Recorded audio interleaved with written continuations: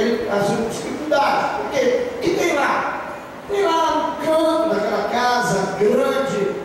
Alguém chega, esse esteio aqui, está vendo essa peça de madeira aqui? Esse esteio é de Bramuna ou de Jacarandá, é uma peça de madeira dura, muitos anos. Esse aqui foi botado pelos empregados do seu parente no passado, tá aqui. Também essa peça, esse badrame, ou esse barrote, ou essa viga que segura, então aqui, ela pertencia a uma peça que muitos anos segurou o assoalho da casa do seu tetravô. E ele botar lá umas 3 ou 4 peças, aí tiver um canto da cozinha, está vendo esse lugar aqui? Está vendo aquele pedacinho de cerâmica ali? Aquela cerâmica foi trazida da Inglaterra e tal. E o camarada ficou entusiasmado: como vou restaurar a casa do meu bisavô partindo dessas peças pequenas? Eu vou saber como a casa dele foi aquele que foi construído. Se bem que se naquela época nem tinha fotografia, porque não tivesse filmado, não. Mas o seu tetravô, seu tetravô, ele era muito caprichoso. Ele chamou umas pessoas para fazer os desenhos sobre essa casa. Mas mais importante que o desenho, o seu tetravô, ele escreveu um livro. Ele escreveu um livro grosso. Aqui tem livro sobre essa casa. Ele escreveu um livro sobre essa casa que ele construiu. E a gente tem só os restos do que ele colocou. Porque o resto foi tirado, as pessoas trocaram, acharam que tinha outras coisas mais bonitas. Mas ele, seu tetravô, ele escreveu tudo sobre essa casa. Escreveu? Cadê o livro? Aqui o livro. Aí você pega essa casa, você que pegou o livro, e quando você abre o livro, você começa a ver que jeito que era a casa, que jeito, seu avô, seu tetravô, seu parente, seu antepassado, mandou escrivães anotar tudo sobre a casa, como era o quarto, como era a cozinha, como era o banheiro, como era os esteios, a casa, que a cerâmica que foi trazida da Inglaterra, a conta até que navio veio, a conta até o nome de quem trouxe, enfim, até os pregos tem anotado naquele livro, os pregos, de onde veio a fábrica lá da Inglaterra que fabricou os pregos. Aí você pega o livro, quando você toma aquele livro na sua mão, você vê que você pode restaurar a casa. E agora, como é que faz para restaurar essa casa? Você gastaria R$1 milhão para renovar, fazer uma reforma. Mas para você executar a restauração, você sabe que vai gastar mais de 2 milhões. Aí você vai na Universidade Federal de Minas Gerais e começa a informar das melhores, procura saber quem são os melhores em Belo Horizonte, quem entende de restauração. Depois você vai na Unicamp em São Paulo e pega também os melhores. Você contrata os melhores do Brasil, através da informação que tem partido das universidades. Você contrata os melhores. Depois que você contratou os melhores, você pega o livro e passa para eles. Eu quero essa casa restaurada do jeito que meu tetravô a fez. Eu a quero de novo assim. E quando você toma aquilo, passa esse livro para a mão do seu parente, dos seus contratados, dos oficiais, eles começam.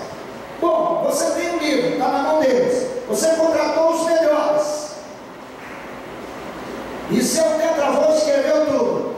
Se eles forem fiéis, se você vigiar bem, e se eles forem fiéis, depois de 1 ano, 2, 3, quem sabe 10 anos, porque para fabricar cerâmica que o seu tetravô trouxe da Inglaterra há 300 anos atrás, a peça que foi trazida de lá, talvez vai ter que chegar lá, descobrir os parentes, descobrir as fotos e pegar tudo que está anotado lá, como é que era, e você vai ter que mandar fabricar peças iguais àquela, porque tudo tem que estar escrito.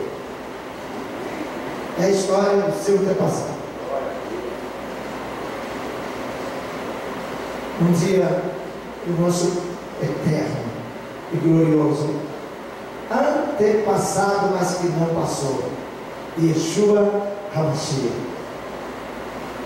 o Filho de Deus, ele veio aqui na terra e ele disse: eu edificarei a minha igreja e as portas do inferno não prevalecerão contra ela. Então ele começou a sua igreja e ele contratou pessoas qualificadas para edificar a sua igreja. Ele contratou 12 homens qualificados, ele contratou mais 70, depois ele contratou milhares, e eles edificaram a igreja, e ele mandou escrever tudo sobre aquela casa que eles estavam edificando, e eles então escreveram algo inclusive sobre ele, sobre o nascimento dele, aquele que estava construindo a casa, e tudo que ele falou. Depois ele falou assim: agora eu quero que vocês escrevam Atos dos Apóstolos, porque aqui está, eu quero que registre aqui para mim tudo sobre essa casa. Depois eu quero que vocês escrevam umas cartas sobre essa casa. Então ele levantou o tal de Pedro e Tiago e Judas e Paulo grande, né, e Tiago. Ele levantou aquelas pessoas e mandou que eles escrevessem um livro, e eles escreveram um livro. Aquela casa, na verdade, os fundamentos daquela casa já estava escrito, os fundamentos daquela casa, já havia um livro sobre aquela casa, porque os fundamentos estavam já estabelecidos numa parte. Aí ele disse assim: termina o livro, escreva tudo agora. Então escreveu, termina o livro, e terminou o livro. E de Gênesis a Apocalipse está escrito sobre essa casa chamada Igreja do Senhor. Mas ela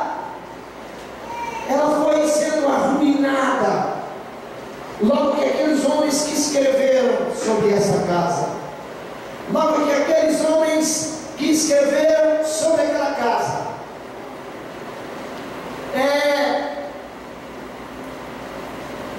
morreram, levantaram-se umas outras pessoas, desprezaram o que eles anotaram, e também torceram algumas coisas que eles escreveram sobre a casa, e começaram a dizer: olha, vamos tirar essa cerâmica daqui, dessa casa, essa cerâmica que veio lá de Jerusalém, nós vamos tirar, nós vamos colocar uma cerâmica lá de Atenas, vamos tirar esses luminares que estão aqui iluminando a sala, e vamos colocar luminares vindo lá de Pérgamo, que antes estava lá na Babilônia antiga, na Mesopotâmia, e quando a Babilônia foi destruída e os gregos trouxeram para Pérgamo, e tem muita coisa boa lá em Pérgamo, umas lâmpadas muito bonitas, vamos colocar aqui na sala. E assim foram pegando de Pérgamo, de Atenas, de Corinto, de outras cidades, da própria Roma, e foi tirando as coisas, as peças que havia os apóstolos colocado na igreja, naquela casa, e foram tirando as peças e colocando outras peças. E então eles fizeram uma construção muito bonita. E no ano 321, eles fizeram a inauguração da casa. E a inauguração foi com a presença dos mais ilustres homens da terra. Dentre os que inauguraram essa casa, edificada pelos homens que deram quase tudo na construção que os apóstolos haviam feito. Eles tinham presente na festa de inauguração daquela casa profanada o imperador de Roma, Constantino.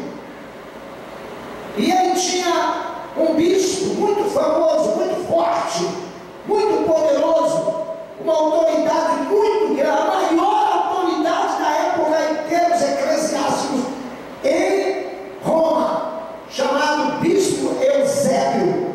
Por que ele era o maior?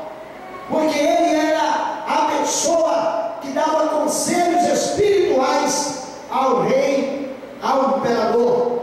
Ele que dizia como deveria fazer nessa casa. Ou seja, o Constantino aderiu a essa casa, aderiu-se à fé pregada pelos cristãos.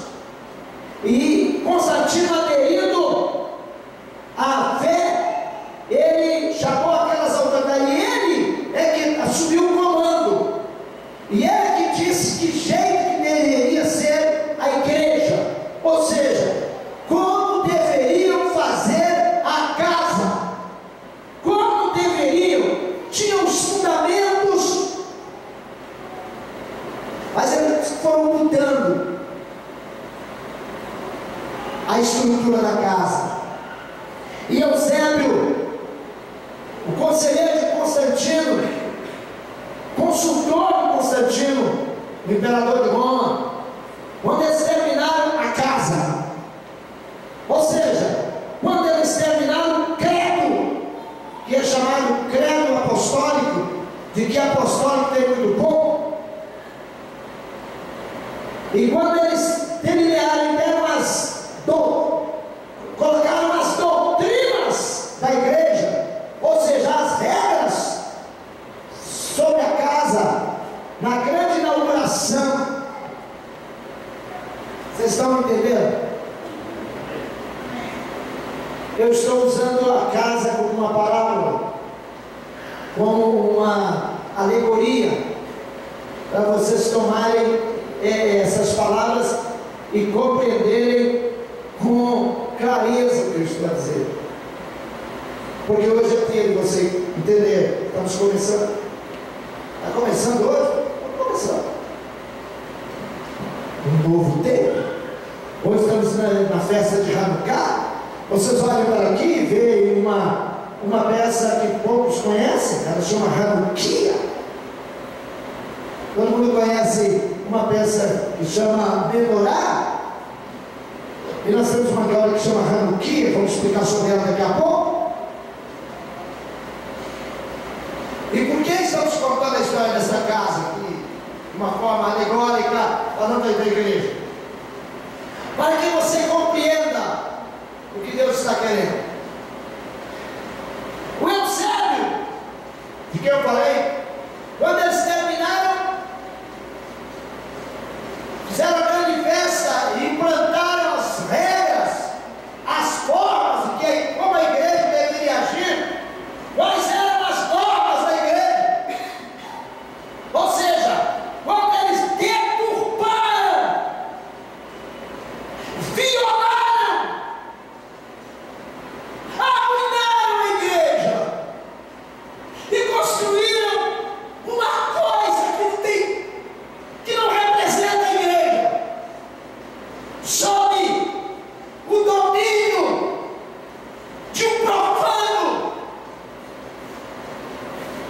de modo que quando você estuda bem a história dele, o que ele fez, não é nada de convertido.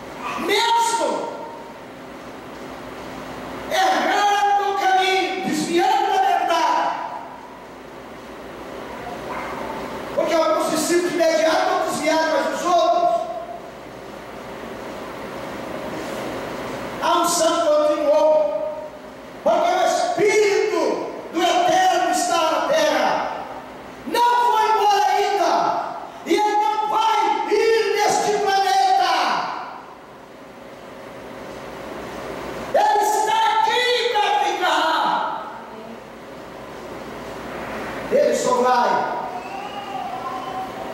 quando arrebatar a igreja, e vai para voltar com a igreja,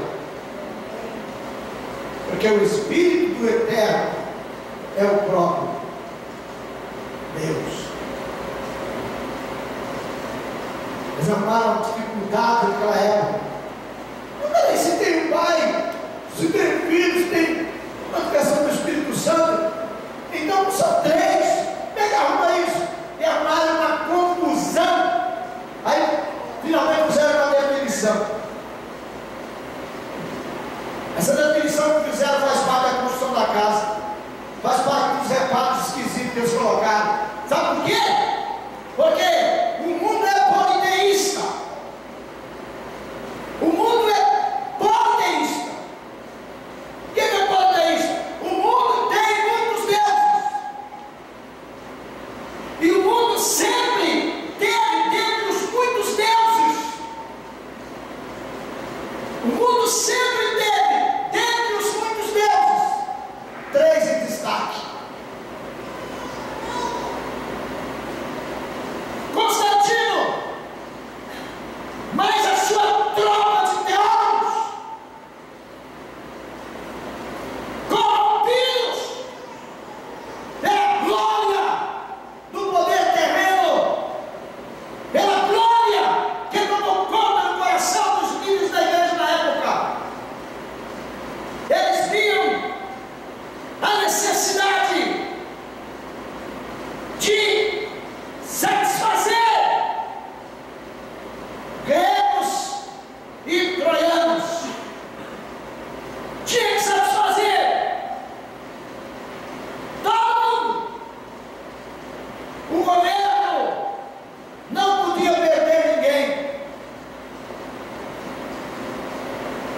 Se o mundo era politeísta, então tinha que arrumar um jeito para que a nova religião,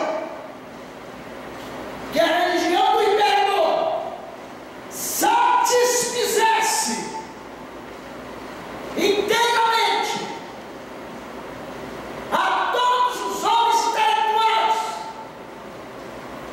aos inteligentes, aos cultos, aos ricos e aos pobres também, para que todo mundo aplaudisse a poderosa religião de Constantino.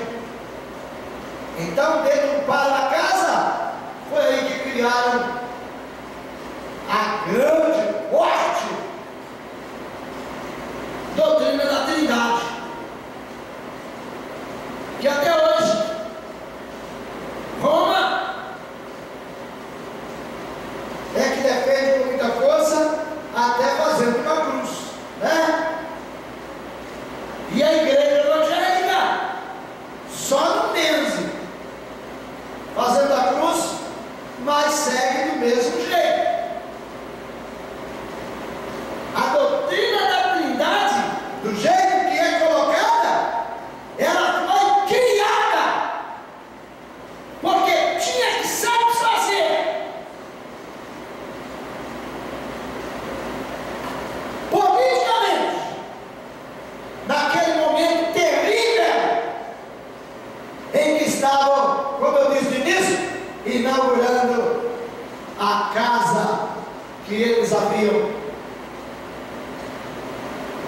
reformulado e dado um novo tom, uma nova aparência linda e maravilhosa, que era a casa que eles chamaram de cristianismo, fundado por Constantino e todos os pensadores inteligentes, cultos, líderes da igreja.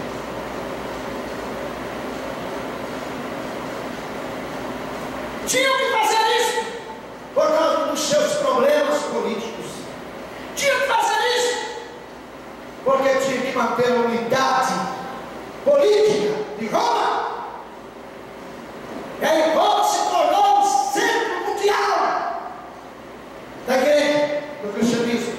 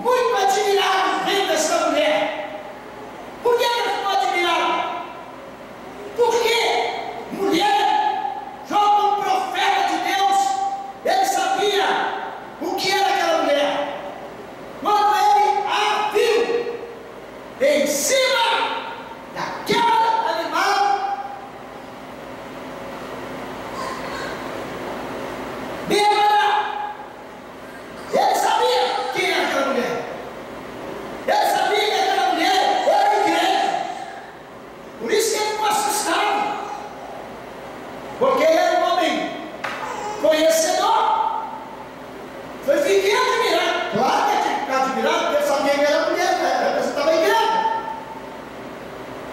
E Deus disse para ele: vou te dizer, a mulher está sentada numa cidade edificada sobre 7 montanhas. Quando o Espírito de Deus falou isso com João, ele entendeu na hora.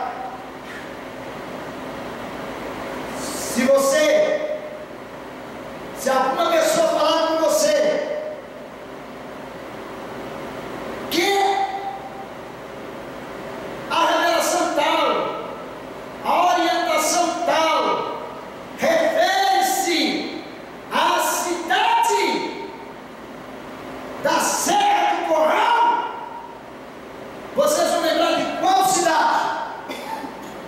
Belo Horizonte. Qual a cidade no Brasil que está ligada à Serra do Curral? Não precisa ser culto para saber isso. Tanto é que Belo Horizonte, o símbolo de Belo Horizonte é uma igrejinha da Pampulha, mas a igrejinha retrata as montanhas. Falou Serra do Curral, falou a cidade da Serra do Curral, está falando de quê? Então, quando falaram para João, quando Deus disse para João, a mulher está sentada em cima de uma cidade edificada sobre 7 montes, João, que era um homem inteligente, versado na geografia na época, culto, porque foi pescador, mas passou 3 anos e meio andando com o homem mais culto que já nessa terra, Yeshua HaMashiach, e depois já tinha anos que era grande líder e era respeitado como homem líder, acostumado a falar para gente de toda a classe da sociedade. Ele estava preso na ilha de Patmos, quando Deus falou com ele assim: essa mulher está sobre esse animal. É a mulher assentada na cidade. João entendeu na hora. Deus está me falando da igreja assentada, com assentamento, com direito de posse, com estrutura e poder, na cidade edificada em cima de 7 montes. Se você for estudar a geografia da Inglaterra não, da Itália,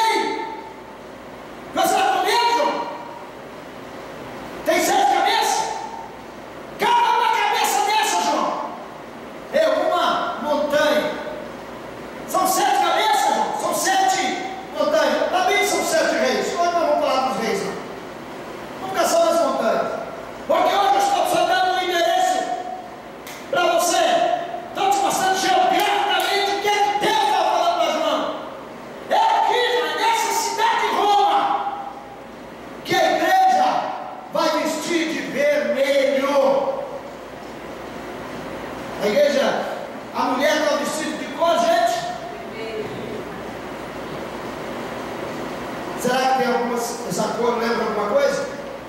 Lembra o sangue de Jesus, não estou falando religiosamente falando. Quando Roma, com seu poderio, quando a igreja, organizada, mais forte, mais poderosa deste planeta, se reúne para tomar as suas decisões e para eleger o seu líder mundial, para ele ser o sumo pontífice da igreja. Que cor é a igreja? Entra na internet e vê a cor. Olha para você ver a cor da igreja. Está lá a igreja, representada pelos seus líderes. A igreja, porque está escrito nos documentos que o clero é a igreja. Os cardeais, todos vestidos de vermelho. Pastor aqui, isso é falando sério. Você não tem medo? O amor não salva o medo.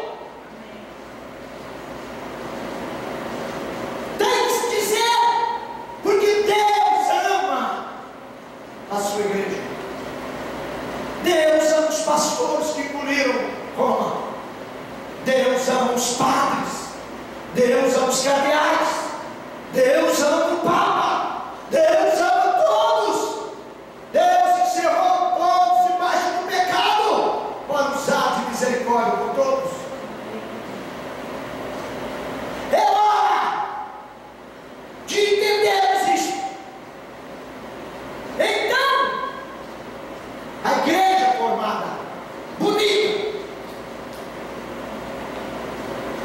foi caminhando. No ano 321 eles criaram as leis da igreja, ou seja, fizeram a grande festa. 371 ou 81, no ano do século IV, imperador Teodósio, já Constantino já tinha morrido. O cristianismo foi Constantino que criou. Teodósio, o governo de Teodósio, foi dado nome à igreja. A grande casa, a casa linda, bonita, maravilhosa, construída com o melhor que eles tinham na Grécia, na Roma, melhor que eles tinham também, trazido do Egito, da Mesopotâmia, com o melhor dos pensamentos gregos, com o melhor dos ensinos dos grandes astrólogos e magos do Oriente, filtrado, preparado, mesclado de toda maneira, construíram a casa chamada igreja. E quando a casa estava pronta, passados anos, eles deram nome a essa casa. E essa casa, o governo de Teodósio tomou o nome de Igreja Católica Apostólica Romana. É o nome dessa maravilha que foi construída por homens como Tertuliano. Começou lá atrás, quem lançou os primeiros fundamentos dessa construção, quem começou a modificar a casa. Eu citava apenas um, Inácio de Antioquia, no ano 110, depois Irineu, no ano 150 e pouco, e vai passando aí, depois vem Tertuliano, depois vem Eusébio, outro que deu muita força, ajudou muito já posteriormente, foi o Agostinho, Santo Agostinho, né? Outro que deu força bem antes, porque ele quando determinou que a casa teria que ser multiplicada, quem deu assim uma chave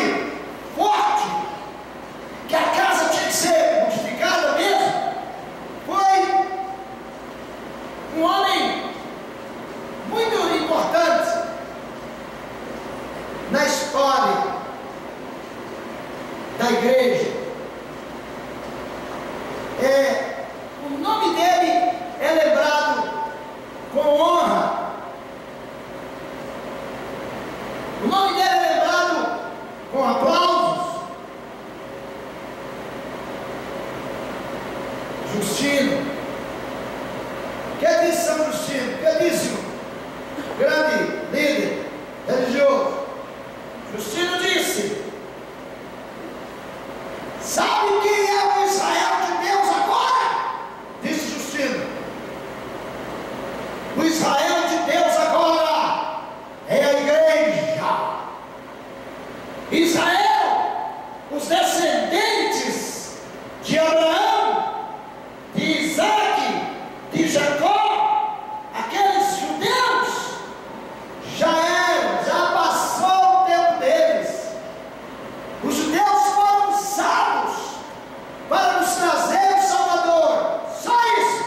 Foram só como um instrumento para trazer, mas Israel já não existe mais. No princípio religioso, agora é a igreja. Quando Justino disse isso, se a igreja tem líderes agora influenciados por pensamento grego e pela cultura greco-romana, é a igreja, é que manda, e ela tem a revelação. E eles usavam o seguinte argumento. Disse Yeshua, que nessa época não falava Jesus ainda, mas que eles falavam Jesus. Jesus não falava, só passaram a falar a palavra Jesus depois de 1534 para cá. Antes ninguém falava a palavra Jesus. Por quê? Porque nem existia J. O J foi criado nessa data, ninguém falava Jesus. A palavra Jesus não existia. Mas o que eles falavam como gregos era o Jesus. Porque já estavam também dentro do banco, porque o nome é Yeshua. Mas para tirar a questão do judeu, não lembrar do judeu, fizeram a transliteração, puxando para lá, dizendo, dizem assim, não teria jeito de dizer Yeshua. Como é que não teria jeito? Tem jeito agora. Como é que não teria jeito de dizer? Tem jeito agora. O mundo inteiro hoje pode falar Yeshua. Porque o nome próprio pode falar, fácil, só é o nome. Acaba encontrando algumas maneiras de transliterar e colocar uma letra perto da outra, até que encontra aquele som que é o som original. Mas não havia interesse nisso. O que interessava era apagar inteiramente da mentalidade da igreja a ideia do Jesus e Yeshua. Jesus depois do ano 500 um pouco histórico. Criaram a ideia de Jesus do Salvador místico assim. Tirou a ideia de que ele era judeu. E então disseram, foi ele que disse para São Pedro, o primeiro Papa. Disseram que Pedro foi o primeiro Papa. Pedro, disseram eles, e dizem o primeiro Papa, eu dou para você as chaves. Irmãos, Deus deu realmente para Pedro as chaves. Pedro foi um homem usado por Deus com duas chaves. Com uma chave, ele pregou o sermão do dia de Pentecostes e mostrou a salvação para os judeus da pessoa de Yeshua HaMashiach. Com outra chave, ele pregou o sermão na casa de Cornélio e abriu a porta para a salvação dos gentios.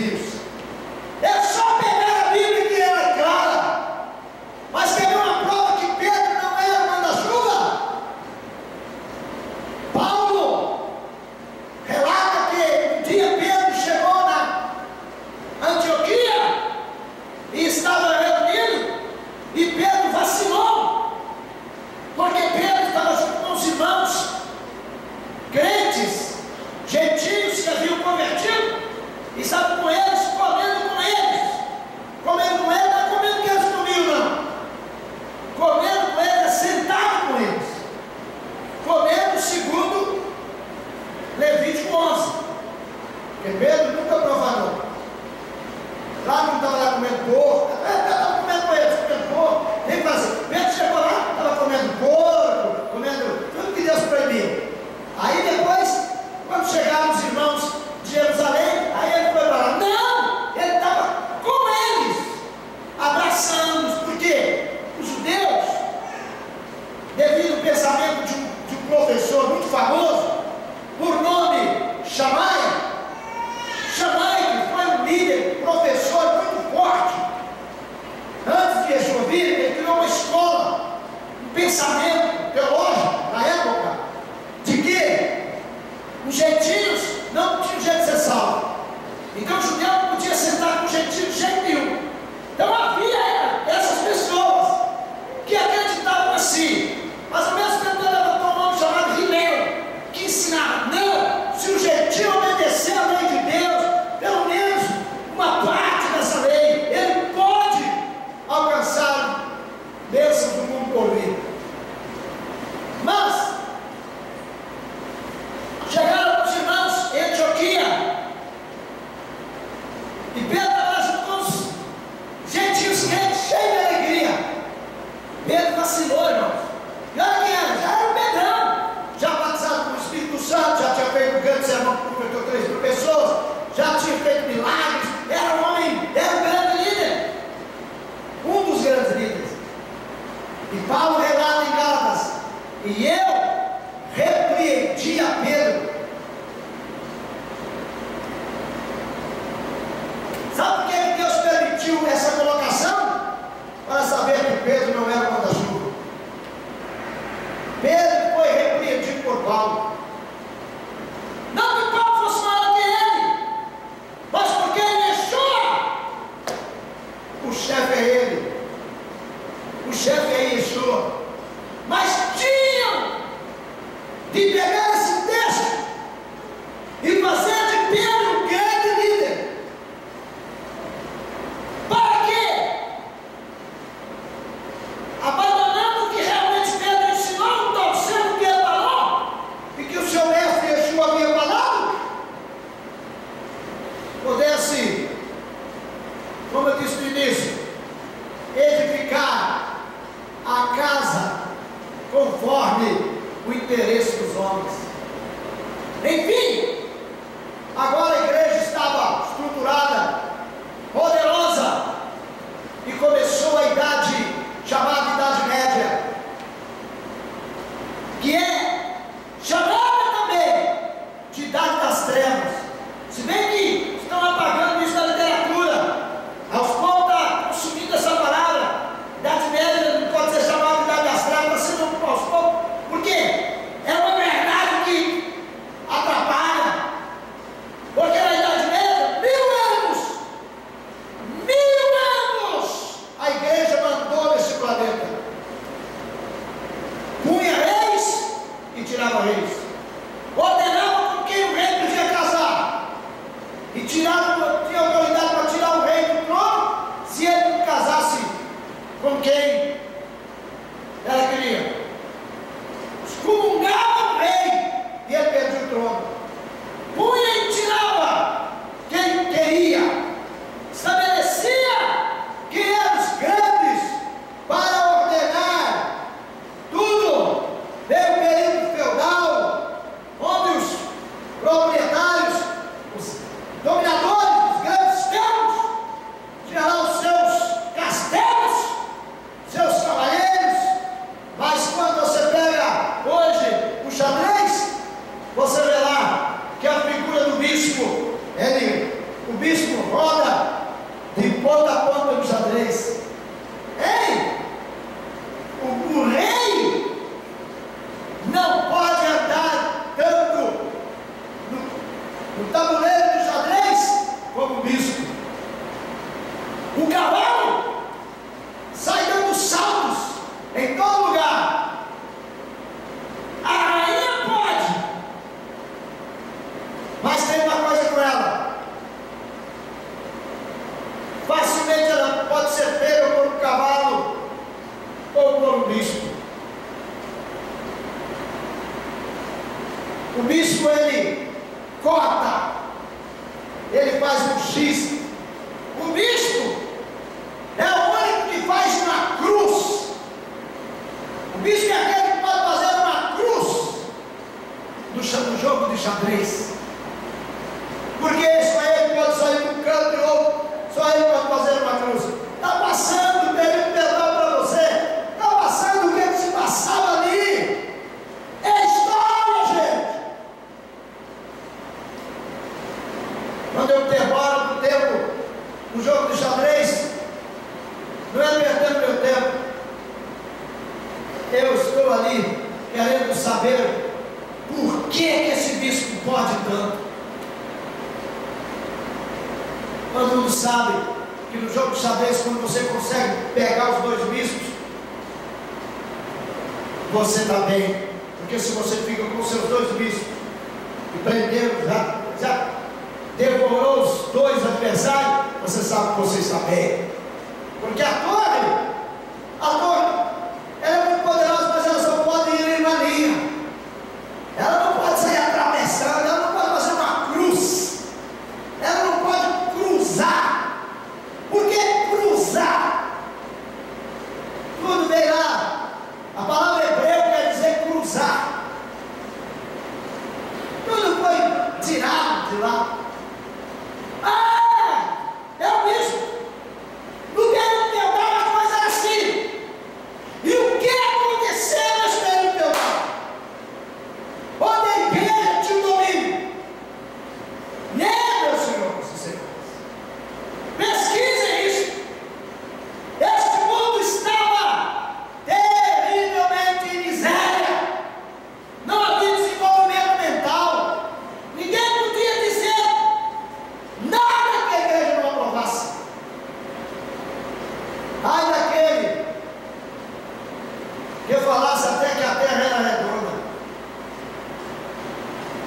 Ai daquele que dissesse qualquer coisa contrária a Roma, porque a igreja, a mulher, estava sentada em cima da cidade. Roma é muito bonita, gente. Roma é linda. Tancredo Neves, quando foi eleito presidente da República, que não tomou posse, Deus sabe por quê, e nós sabemos alguma coisa? Quando ele chegou em Roma, eu fiquei atento ao que ele ia falar. O jornalista meteu o microfone diante dele e disse: Excelência, qual é o sentimento de Vossa Excelência? O que passa em vosso coração, Vossa Excelência, estando aqui em Roma, eleito presidente do Brasil? E eu fiquei atento, deixa eu ver o que vai dizer Tancredo agora. Deixa eu ver o que vai dizer o presidente eleito. E ele disse essas palavras: Roma é a rainha dos nossos corações. Ele estava falando ali como cidadão brasileiro, apenas. Ele estava falando como estadista. Ele estava falando como rei do Brasil. Presidente, né? Eleito, não tinha tomado posse, mas era homem. Quando ele falou isso, ai meu Deus, o que ele acabou de falar? É claro que eu estava entusiasmado com a eleição de Tancredo. Eu estava lá na Praça da Liberdade, gritando direto assim, quando ele estava lá, juntamente com outros milhares de pessoas na Praça da Liberdade, eu estava lá no meio da multidão, gritando direto assim, eu estava vibrando quando Tancredo entrou eleito em Roma. Mas quando ele disse isso, eu disse: ai meu Deus, porque eu conheço a palavra e sei que a Bíblia diz que os reis da terra se prostituiriam, se casariam, no sentido de se tornariam amantes de Roma. E quando o rei diz que alguém é a rainha do seu coração, o que ele está dizendo? Nós vamos para frente. Voltemos ainda. Aquela igreja poderosa, como o bispo disse, aquela casa edificada com a força de Constantino e sua tropa, dominou. Quando 1000 e pouco, 100 e pouco vieram das grandes cruzadas, você pode imaginar. Você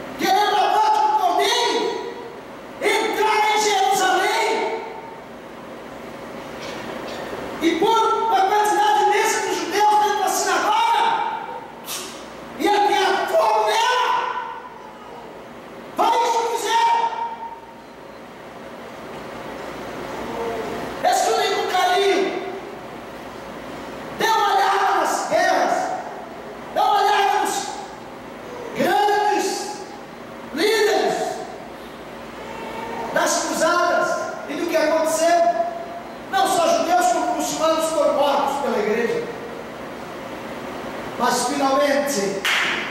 Depois de muitos anos, aconteceu uma reforma. Como eu disse no início, alguém comprou a casa, como eu comprar a casa, né? Eu não tenho o direito de fazer uma reforma. Lutero, Calvino e outros fizeram a reforma. No ano 1517, nosso Brasil era ainda adolescente, 17 anos. Aconteceu a reforma na Alemanha.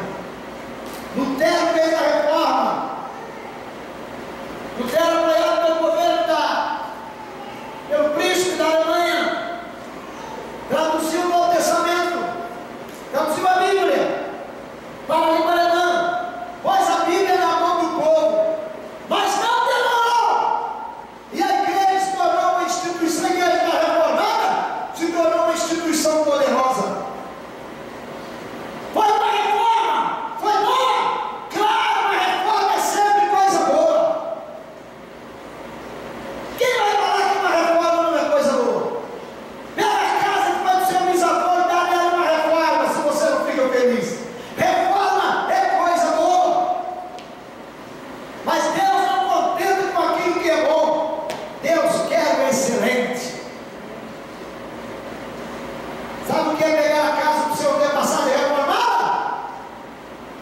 É pegar todo o material, chegar nas mais modernas e grandes e poderosas casas e ver material de construção civil.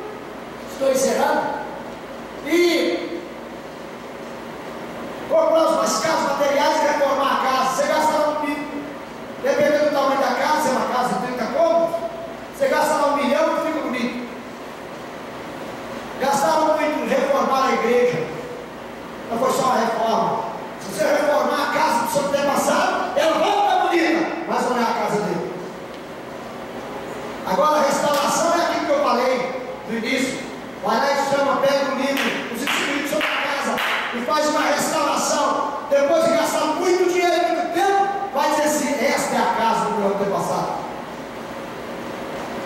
Reforma protestante foi um movimento reformista cristão culminado no século XVI. Está ali, Martim Lutero, Planeta Velha, a publicação das 95 teses em 31 de outubro de 1517, na porta da igreja de Castelo de Wittenberg, protestou contra diversos pontos doutrinários da igreja católica romana, propondo uma reforma do catolicismo romano. Eu quero parar. O que o catolicismo romano? Olha agora para o pastor e tira a tela dos rabeiros e fica olhando mais. Senão eles não prestam atenção no que eu estou dizendo. Ele, Lutero, propôs reformar o catolicismo romano. O que Lutero propôs reformar? Responda para mim. Ou seja, Lutero propôs reformar aquilo que Tertuliano, que Eusébio, que Santo Agostinho, que Constantino estabeleceu como igreja. Vocês estão entendendo? É isso que Lutero propôs reformar.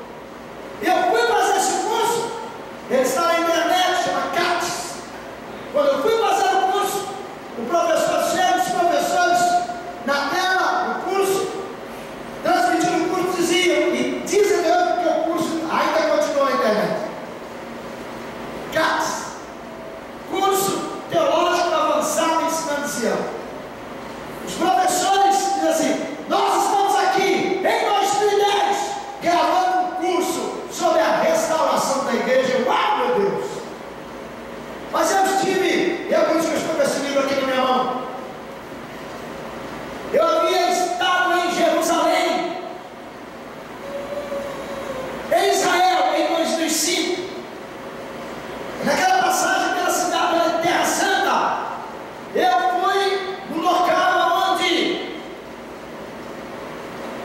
há muitíssimos anos, Davi ia levando a arca do Senhor, um carro de boi, e depois tropeçaram, a arca ia cair, como foi segurar a arca, foi fulminado, morreu, e a arca foi para a casa de Obed-edom. Um judeu, nascido na Inglaterra, comprou aquela montanha, e lá construiu uma comunidade, e lá tem uma casa de oração do Senhor, uma sinagoga messiânica. Eu estava lá, era 480 irmãos brasileiros, eu não era líder de nada, não havia nenhuma razão para alguém me achar como destaque, porque eu não era importante ali, apenas era um turista entre outros. Mas vem andando um irmão, e para diante de mim, como quando alguém está procurando uma pessoa, olha para mim e diz: você precisa ler este livro, falou ele em espanhol. Eu disse: quanto? Ele me deu o preço. Eu estava com pouquíssimos dólares e não estava a fim de gastar 40 dólares tão distante da minha casa em troca de um livro. Eu disse: quanto é? Ele disse: 40 dólares. Eu olhei e pensei: esse livro não vale 40 dólares. 40 dólares na época era cerca de 100 reais, quase. E eu não estava disposto a gastar meus dólares, estava com pouquíssimos lá. Mas o Espírito de Deus disse: compra um livro. Comprei quando hackeia plástico. O Espírito é o código real. Quando eu abro, eu vejo que é o Novo Testamento em espanhol. Pensei: meu Deus, tu me faça comprar o Novo Testamento em espanhol, gastar meus dólares, estão na minha casa. Dei uma folheada boa. Folhei, postei alguma coisa, deixei guardado. Em 2005. Quando foi em 2009, Deus falou comigo da restauração por causa do que Deus falou. Eu entrei no meu quarto de oração para passar 3 dias jejuando, como é nosso costume. A gente sempre faz isso quando quer saber alguma coisa de Deus. E quando eu entrei naquele quarto de oração, o Espírito de Deus falou comigo: pega o livro que você trouxe de Jerusalém há 5 anos, quase 5 anos, e leia a introdução deles. Abri este livro aqui, é Código Real, e descobri que o livro tinha 93 páginas. E passei 3 dias ali em jejum, lendo as 93 páginas em espanhol, lendo as pequenininhas, folhas pequenininhas, e lendo e voltando e voltando. Quando eu falei: meu Deus do céu, que é isso que fizeram na igreja? Nessas 93 páginas aqui desse livro, está em resumo essa verdade que nós estamos pregando hoje. Partindo daqui, eu fui procurar. Foi aí que, passado 3 anos, eu procurei Rabino Marcelo Miranda Guimarães, líder da Racião, e disse assim: meu caro irmão, eu não tenho mais com quem conversar, porque parece que Deus me deu uma rede na teologia que eu aprendi no seminário. Sou teólogo, bacharel em teologia, mas Deus mudou isso tudo na minha cabeça. Posso conversar com você? Ele disse: faça o CATES. Quando eu vou fazer o CATES, lá estava exatamente com requintes, com clareza ainda maior, o que Deus já tinha falado comigo, porque está aqui nas 93 páginas deste livro que Deus me mandou comprar, lá onde um dia esteve a arca do Senhor na casa de Obed-edom. Deus importa no território, sim. Lá onde esteve a arca, lá Deus me entregou a chave da restauração da igreja. Eu sei, amigos que estão vendo a internet, que vocês estão aqui. Eu sei que não há muita abertura nos corações para entender isso. Eu sei que há dificuldades. Muitos já me desprezaram por causa disso. Muitos já viraram as costas. Muitos já me taxaram de muitas maneiras.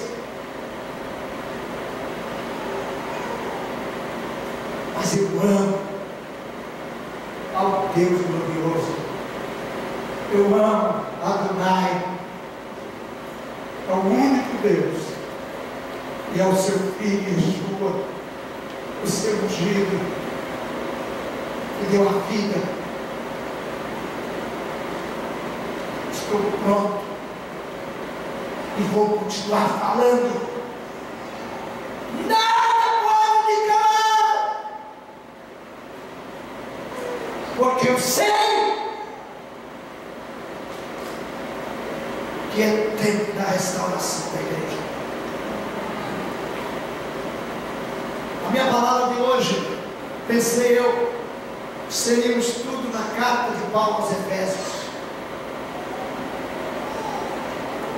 Mas Deus me conduziu pelo caminho que conduziu. Mas quero, e a carta de Paulo aos Efésios é exatamente por isso. Porque quem lê a carta de Paulo aos Efésios entende o que eu estou pregando. Porque quando dizem lá, os teólogos, e eu os respeito como homens comuns, mas abominam seus atos e os seus ensinos contrários às Escrituras. Eles dizem uma coisa verdadeira: não se podem pegar um texto, um versículo, um texto fora do contexto para fazer uma doutrina, porque o texto fora do contexto, com ele você pode fazer um pretexto. Usar um pretexto para inventar outro texto.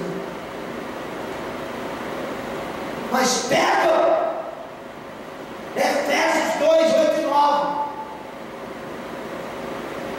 e ficam gritando: a salvação é pela graça sois salvos, não vem de vós, não vem das obras para que ninguém se glorie, é dom de Deus, nada é voltar. E gritam, e sapateiam, e bolam do suor, e passam antes da tua língua, e grita, e põe o povo a gritar. Em cima de um versículo. Mas quando pega a carta de Efésios todinho, você vê que Paulo está falando assim: gentios,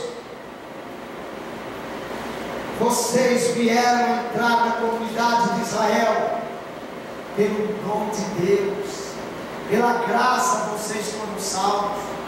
E como é que você sabe disso, pastor, aqui? Ele está lá na sua Bíblia, logo a seguir, depois do capítulo 2 ainda, 11, 12, 13, 14, 15, você vai lendo. Aí ele fala: vocês gentios estavam longe, mas agora vocês chegaram perto. Agora, gentios, vocês pertencem à casa de Israel. Agora, gentios, vocês já não são mais estrangeiros, vocês são concidadãos dos santos. Lá na sua Bíblia, em português está escrito santos. Quando você pega o original, quando você chega lá no hebraico, lá você vai encontrar: você pertence agora aos Kadoshim. E Kadoshim significa os judeus santos na presença do Senhor. Agora vocês pertencem à casa de Israel. Não é que os gentios são a casa de Israel, pertencem, foram adentrados por Deus na oliveira. Romanos capítulo 11. Finalizo dizendo: é por isso que nesse dia comemoramos a festa de Hanukkah e não Natal. Claro que por educação eu fico calado e sorri quando alguém diz Feliz Natal. Mas eu penso que estão dizendo Feliz Natal. Lá na roça, quando as pessoas morriam, na fazenda, eu lembro das pessoas que morriam, lá eles colocavam deitado numa tábua. Mataram muita coisa da fé. Deviam mais dizer Feliz Natal, felizes mortos nessa mentirada. Natal é uma festa pagã. Natal é uma festa pagã, oriunda do Deus pagão, Sol, o Deus do Constantino, que segundo a mitologia nasceu no dia 25 de dezembro. E eles pegaram Malaquias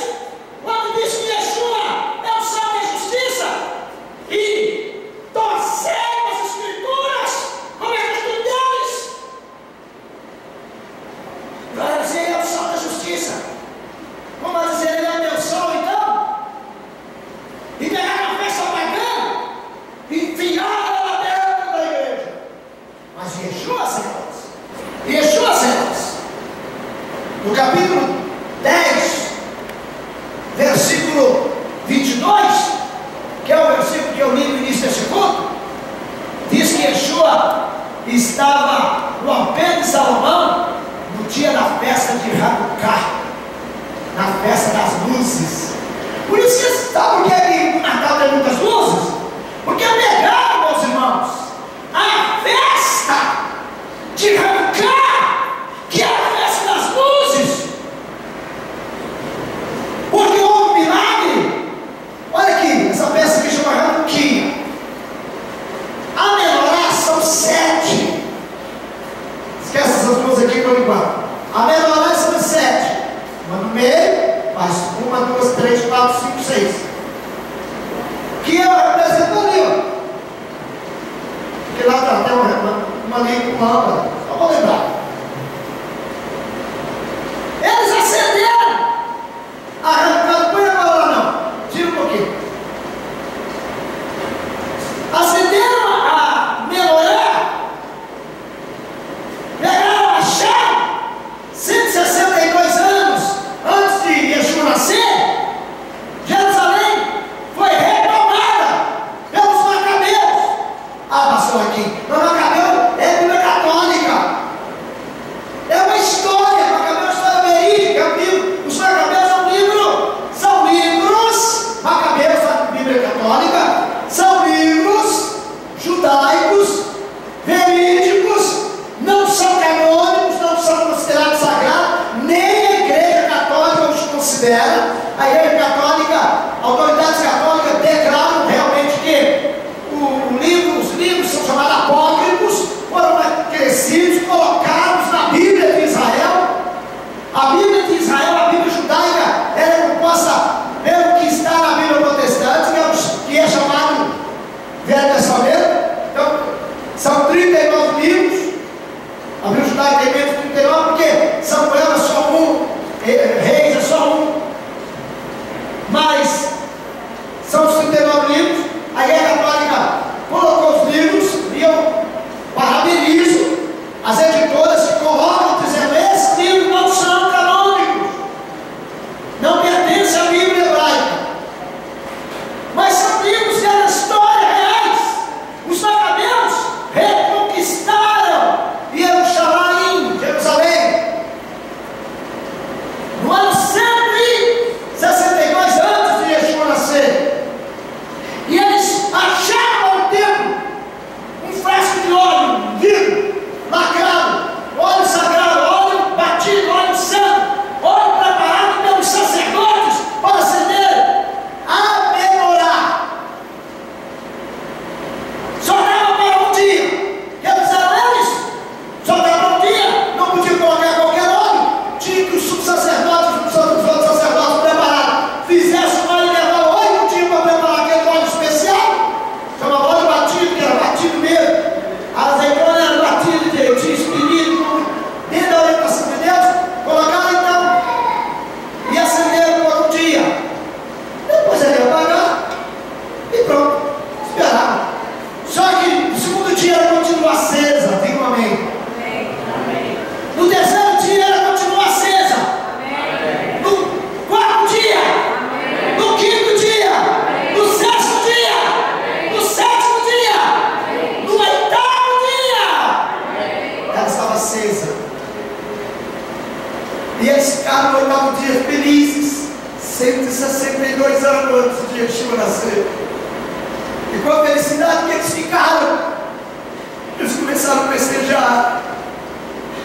E eles acenderam luzes por toda a cidade de Jerusalém. Eles acenderam lâmpadas por toda Jerusalém. E Jerusalém ficou iluminada. Meus irmãos, foi assim que nasceu a festa das luzes, ou festa de Hanukkah.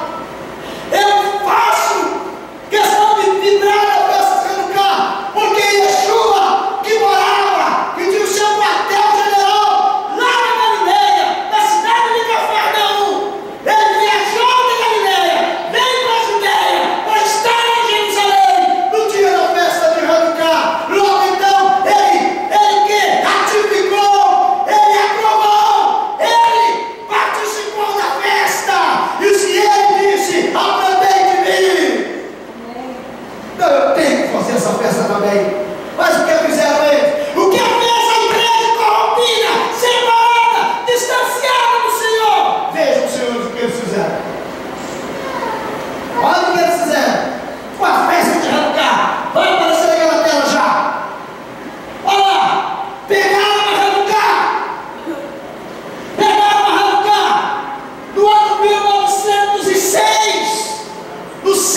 assado e foram trabalhando em lugar. Foi mudando em lugar. Foi mudando em lugar. E quando chegou em 1906, então esse desenho foi vinculado em 1906. Em 1906, esses desenhos foram vinculados na edição de uma revista alemã. Isso eu não sei falar alemão. Essa palavra aqui. Está aqui, o nome dela. E olha como fizeram. Pegaram cá, foi dando a ela uma mudança. Até que fizeram arrancar, virar uma coisa horrorosa. Que eles põem lá. Estou parecendo uma árvore de Natal. Meu Deus! Meu Deus! Restauração já!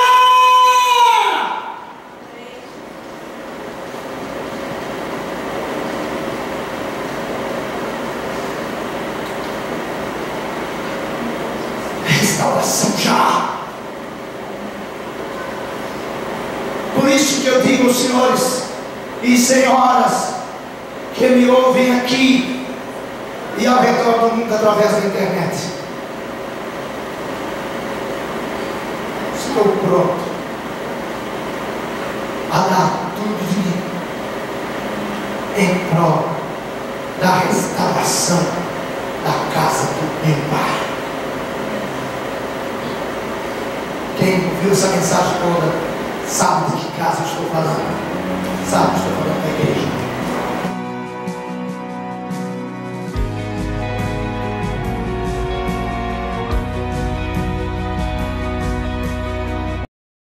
Vamos restaurar as brechas que o tempo abriu em nós.